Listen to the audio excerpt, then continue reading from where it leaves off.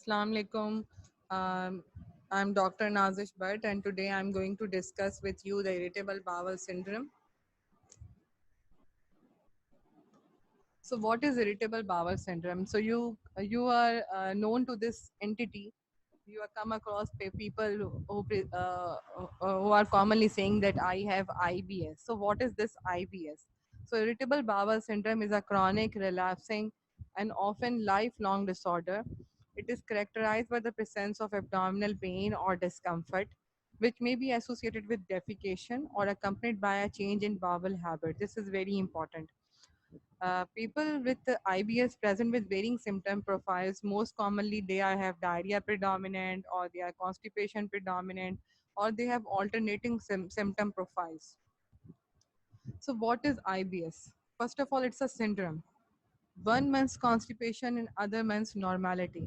So if you ask the patient who is saying that I am IBS with constipation, so when you hear its history, so you come to know that this is normal bowel habit. But according to this patient, he or she has constipation or IBS. Cause is unknown. 20% seem to start after an episode of gastroenteritis. So there are a few earliest descriptions of symptoms defining IBS. It is not a new disease; it's an old disease. So first of all, W. Cumming in 1849 described it as the bowels are at one time constipated, at another legs. In the same person, how the disease has two such different symptoms, I do not profess to explain. Other historical terms which used for IBS is mucus colitis, clonic spasm, neurogenic mucus colitis, irritable colon, unstable colon, nervous colon, spastic colon, nervous colitis, spastic colitis. These are the historical terms. But then in 1962, Chaudhary and True Love label it as irritable colon syndrome, and then finally in 1966, it got the name of irritable bowel syndrome by C.J. Taylor. So, a good set of bowels is worth more to a man than any quantity of brains. This is very important. There is nothing in life as underrated as a good bowel movement. Prevalence IBS is most commonly affects people between the ages of 20 and 30 years and is twice as common in women as in men.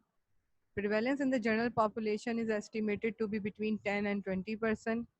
Recent trends indicate that there is a good significant prevalence of IBS in older patients as well. So, IBS diagnosis should be a consideration when an older person presents with unexplained abdominal symptoms.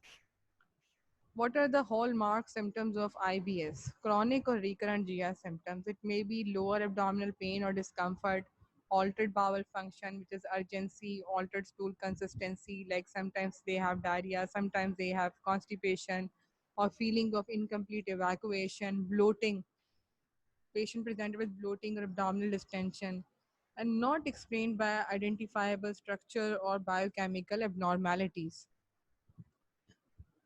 We defined irritable bowel syndrome according to room 3 criteria. So, what is the room 3 criteria? So, recurrent abdominal pain or discomfort at least 3 days per month in the last 3 months associated with two or more of the following symptoms: improvement with the defecation, onset associated with a change in frequency of stool, onset associated with a change in form or appearance of the stool. So this is a very famous criteria, and it commonly asked in the MCQs or BCQs. So you guys should know what is the criteria for the diagnosis of irritable bowel syndrome. And this criterion fulfilled for the last 3 months with the symptoms onset at least for 6 months prior to the diagnosis. So you have to remember this criteria. It's very important. It has few types, like I already discussed: diarrhea predominant, constipation predominant, and pain predominant. So this is the X-ray of IBS C patient, constipation predominant, showing fecal loading in the large intestine. You can appreciate this is fecal loading. And this is the picture showing abdominal pain, how patient feel about the abdominal pain. You can well appreciate in this picture. the feeling of pain, usually patient आके बोलते हैं it starts from the epigastric area, then it goes to the back, and then it goes to the pelvis. So it's a colic type pain, and it radiates to the whole abdomen. And this picture is showing bloating. So this woman is not pregnant. She has bloating. Commonly अगर आप कहें तो patient बोलते हैं कि doctor साहब खाना खा के मेरा पेट फूल जाता है, in common words. Aerophagia. The bloating is caused by aerophagia. Aerophagia usually occurs in patients during stress. They engulf air, or they are mouth breathers, which leads to the bloating. Chronic diarrhea is the most common complaint of IBSD. So these are few key facts about IBS. Can cause great discomfort, sometimes intermittent or continuous for many decades in a patient's life. Can significantly disrupt daily life. Can change a negative impact on quality of life. Patient is disturbed and don't give concentration on the work if he or she has symptoms of IBS. Current treatment options are dietary modification, fiber supplements, pharmacologic agents, psychotherapy. Success of current treatment options is in addressing multiple symptoms of IBS is limited.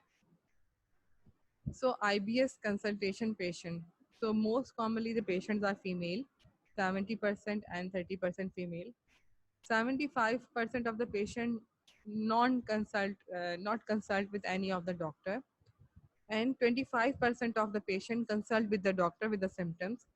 In 25% of out of 25% of the patient, majority of the patient goes to the primary care, and only this small tip of the patient goes to the specialist like gastroenterologist for the management of IBS. Productivity burden, absenteeism from work or school during the last 12 months. This is a study. This is a graph taken from the study. So in IBS patient, there is a lot of absentees from the school and from the work due to their symptoms. Evolution of mechanistic hypothesis in IBS. So usually there is abnormal motility in these patients. There is visceral hypersensitivity. There is brain-gut interaction in these patients. And then there is 5-HT mediated visceral sensitivity and gut motility. So bio psychosocial disorder, you can say it's a psychosocial motility, sensory, and then infections. So there are some psychosocial factors which leads to altered sensation in the gut, and then there is a vagal stimulation due to psychosocial factors which leads to altered mortality, which leads to altered sensation. Then altered sensation leads to again psychosocial factors, and then there is a sympathetic stimulation in the brain. Enteric nervous system. It controls motility and secretory functions of the intestine, and it is semi-autonomous. Actions modified by parasympathetic and sympathetic nervous systems may function independently. It contains many neurotransmitters like including 5-HT, substance P, vasoactive intestinal peptide, CGRP. So these are the neurotransmitters, local neurotransmitters, which affects the motility of the gut. IBS current thinking on the pathophysiology defects in the enteric nervous system may lead to the hallmark symptoms of the IBS, which is visceral hypersensitivity. So, IBS seems to be a very easy disease, but there are a lot of pathophysiological things, and for the student point of view, and if you are appearing in USML exams or some other exams, so they are very common questions regarding IBS and this visceral hypersensitivity, and what are the mediators which are involved in this visceral hypersensitivity. And the famous one is 5-HT, bradykinin, tachykinin, CGRP, and neurotropin. So you guys all should remember all these neurotransmitters. Primary motility disorder of GI tract is mediated by 5-HT, and this acetylcholine, motilin, nitric oxide, somatostatin, substance P, and VIP. Physiological, and you can appreciate this physiological distribution of this 5-HT. So mostly this 5-HT receptors are located 95% in the GI tract, enterochromaffin cells. and only 5% in the brain. So 5-HT receptor effects is mediate reflexes, controlling gastrointestinal motility, and secretion mediate perception of the visible pain. So comparison of pain threshold of IBS patient and control. So you can well imagine.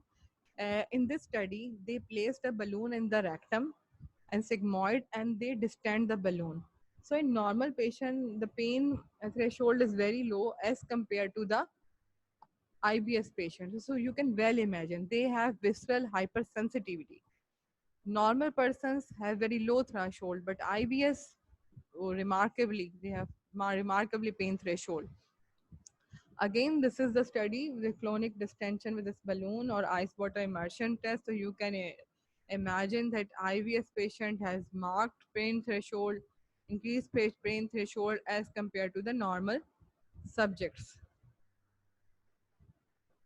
So, for the diagnosis of IBS, identify abdominal pain as dominant symptoms with altered bowel function. Look for red flag signs like weight loss, bleeding per rectum, and all these things. Performed and any history of family history of malignancies. Perform diagnostic tests, physical examination to rule out organic disease.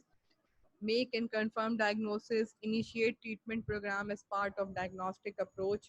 Follow up in 3 to 6 weeks. Red flags may suggest an alternative or coexisting diagnosis, so you have to rule out anemia, fever, persistent diarrhea, rectal bleeding, severe constipation leads to abdominal obstruction, weight loss, nocturnal symptoms of pain, and abnormal bowel function. Usually in IBS patient, they don't have nocturnal symptoms. If your patient have nocturnal symptoms, then you have to rule out other disease as well. Family history, as already told you, celiac disease, and new onset of symptoms in patient 50 plus years of age. Diagnostic tests, what, when, and who. So if patient has typical features of IBS, if patient has less than 50 years of age, order CBC, electrolytes, LFTs, screen stool for occult blood, and consider sigmoidoscopy. If it's more than 50 years of age, order CBC, electrolytes, LFTs, and perform a colonoscopy or air contrast barium enema with sigmoidoscopy. So you have to rule out other diagnosis, or you should consider differential diagnosis like malabsorption, which includes celiac disease, dietary factors. Some patients have lactose intolerance, so you in diarrhea predominant IBS.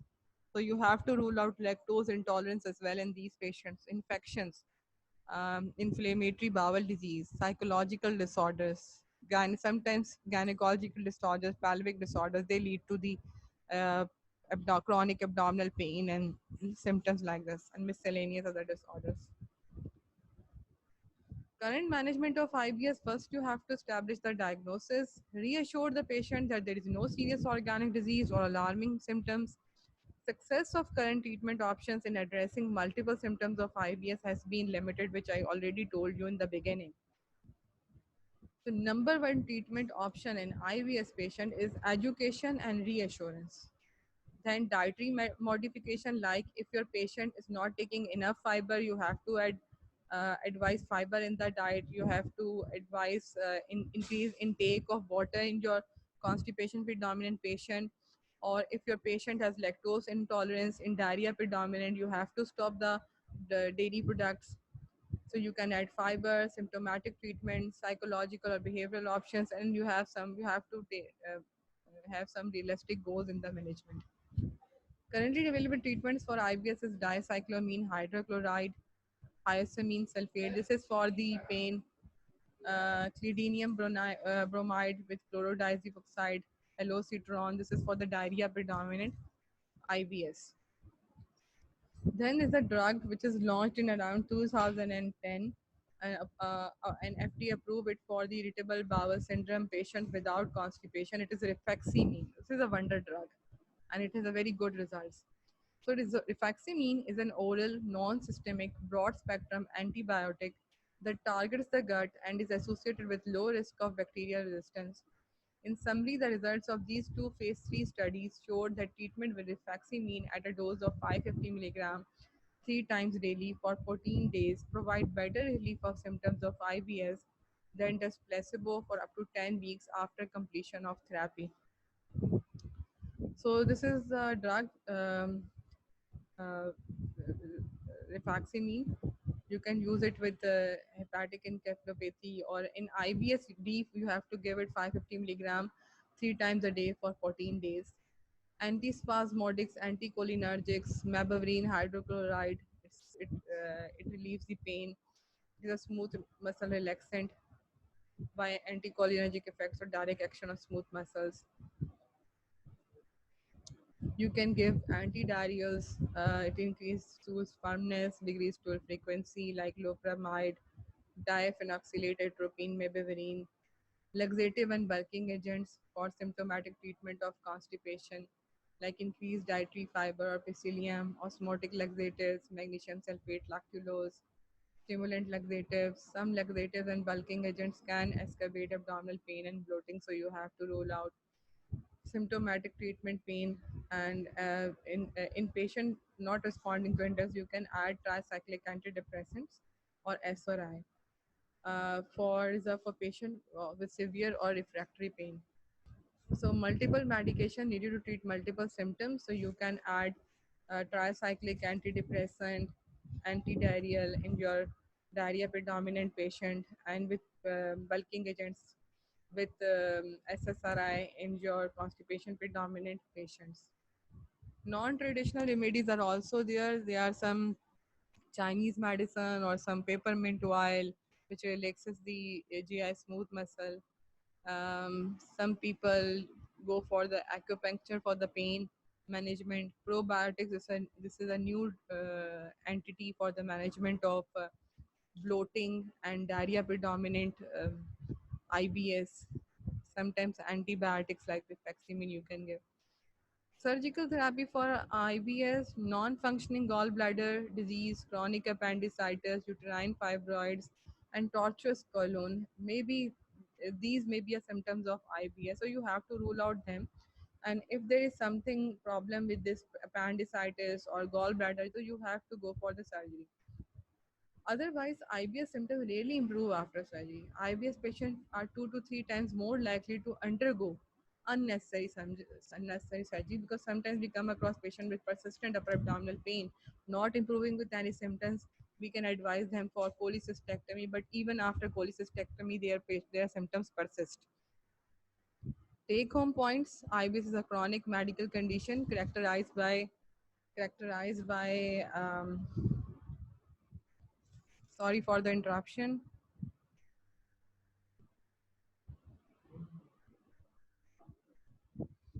So it is characterized by diarrhea, constipation, bloating, passage of mucus, and feeling of incomplete evacuation. Precise etiology of IBS is unknown, and therefore treatment is focused on relieving symptoms rather than curing the disease. Thank you.